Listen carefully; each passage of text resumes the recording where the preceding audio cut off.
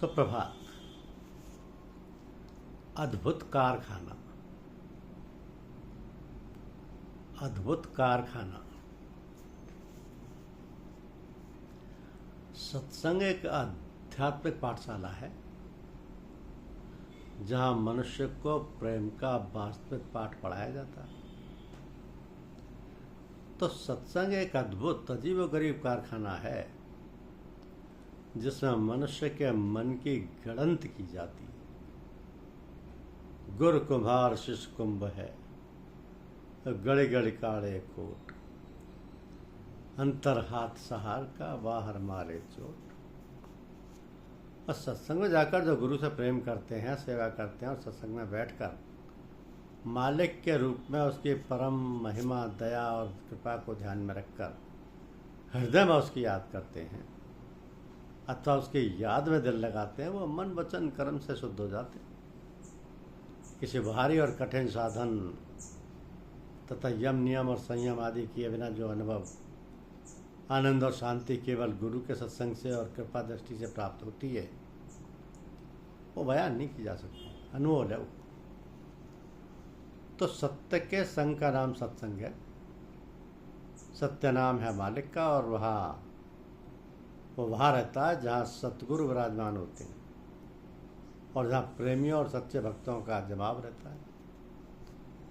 तो जाहिरी या बाहरी सत्संग के अतिरिक्त एक प्रकार का खास सत्संग भी है जिसको अंतरीय या बातनी सत्संग कहते हैं, जिसमें अपनी सूरत तवज्जा को पूरी हिम्मत के साथ अधिक प्रकाश या चेतना शक्ति से जोड़ा जाता है जो हृदय में केंद्रित रूप में कायम रहती है। क्योंकि सूरत मानसिक धार है और मानसिक शक्ति रखती है, लिहाजा उस मानसिक शक्ति को हिम्मत के रूप में हृदय से लगाते हैं और जहाँ सत्य नाम की धुनी लगाकर हृदय में अधिक शक्ति से मिलकर नाम की गुरुत्वाकर्षण शक्ति में अपनी आत्मा से मिलकर अथवा लय होते हुए अंतर ही अंतर में चले जाते हैं, इसी को जिक्र व फिक्र बात नहीं कहते। यही अंतरीय अभ्यास व अंतर्मुखी साधन कहलाता है। यही अंतरीय अभ्यास व अंतर्मुखी साधन कहलाता है।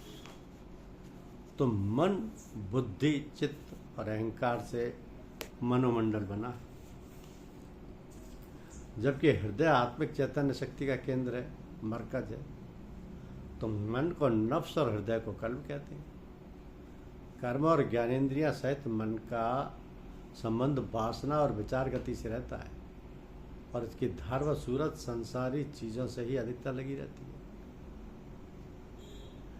तथा बहुर्मुखी रहती है। क्योंकि सांसारिक चीज़ें और अवस्थाएं परिवर्तनशील हैं, तब्दील पजीर हैं, इस कारण मन बड़ा ही चंचल रहता है, एक अवस्था में नहीं रहता। रोज रोज के स्वभाव से मन मायावी, ब्रह्मवादी और अज्ञानी तथा अशांत दशा की ओर बढ़ता है और फिर उसका एकाग्र करना बड़ा ही कठिन हो जाता है। उसे काबू में लाना एक मुसीबत हो जाती है। तो मल विक्षेप आवरण के पर्दे उस पर ऐसे छा जाते हैं कि फिर हृदय की चेतन शक्ति का तेजस्वी प्रभाव यानी नूरानी असर भी आसानी से नहीं ग्रहण करता। तो मन की कुछ ऐसी असाध्य गति हो जाती है कि साधारण पूजा पाठ, सुमरन, भजन, भली शिक्षाएं आदि के साथ नुस्खे भी पूरा काम नहीं करते। अपनी कमजोरी और मजबूरियों के कारण जरूरी परहेज करना करीब करीब असंभव सा हो जाता है।